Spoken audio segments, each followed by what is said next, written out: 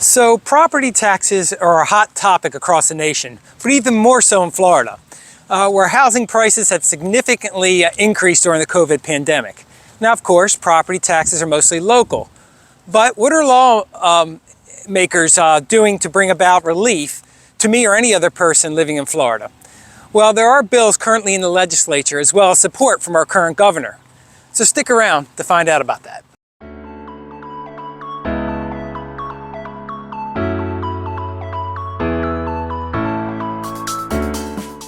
Hey, I'm Steve Kimos, a local realtor specializing in new construction here in beautiful Port St. Lucie, Florida.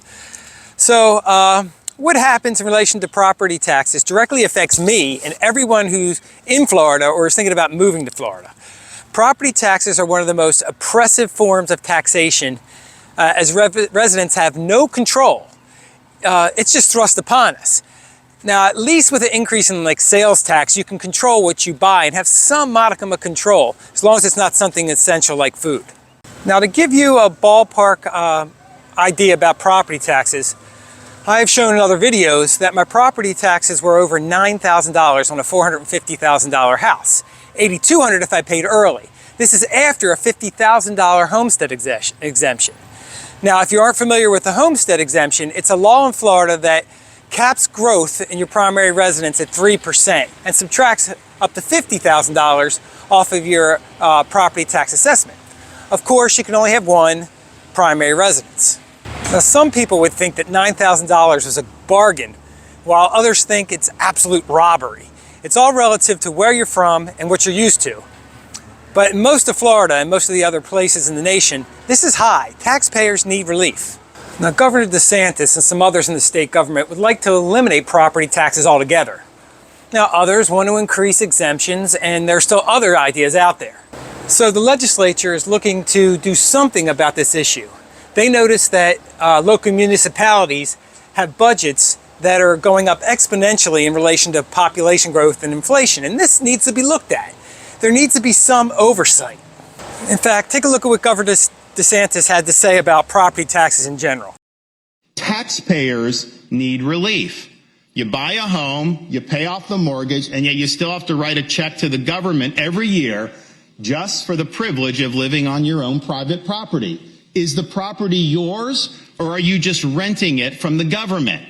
And I know members of the legislature are studying the issue in anticipation of formulating a proposal to place on the 2026 ballot so that we can provide constitutional protections for Florida homeowners. Please know you have my support in this endeavor. Oh, and one other thing. Don't let anyone tell you we're going to seek to raise state taxes, because this body will not pass tax increases and this governor will not sign any tax increases. Now, I can say wholeheartedly I agree with him philosophically. But logistically, I'm not so sure how this would work. Could this hurt or destroy essential services? How would the loss in revenue be made up? Can it all be made up by eliminating waste and reducing some other services? I'm not so sure. You know, no matter where you stand politically, we would probably all agree Florida needs to eliminate waste and examine spending at the local level. But would that be enough? So here's what's being proposed in this year's legislative session. So first, State Bill 852 sets up a commission to study the issue but not take any action. On one hand, I like looking at all the facts before rushing into something that could cause problems and unintended consequences later down the road. But it's also a cop-out. It gives state lawmakers a way to delay and a way to say they voted for doing something with property taxes, but it lets them out of making a decision about what actually to do about property taxes and following through. Now, the highlights of another bill, SB 357, would require a constitutional amendment to give everyone $100,000 off their tax assessment, no matter who you are.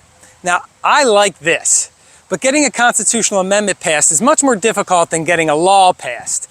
So we'll see what happens there. It requires a large percentage of the legislature to sign off on it. So another bill, HJR 1257, and its companion bills, aim to extend homestead exemptions to certain properties subject to long-term leases.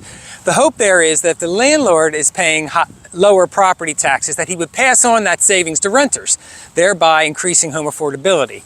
Now, I'm not sure how that would work given the nature of human greed, but it's an idea. Now, State Bill 1016 wants to change the current homestead law from $25,000 for the first part of your assessment to $75,000. This includes school taxes, which are currently off limits in the current law.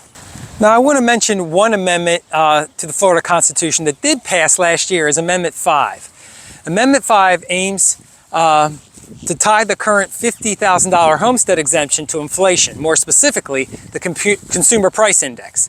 So think about it. If you have a $50,000 exemption and 10 years passes, is that $50,000 still worth $50,000?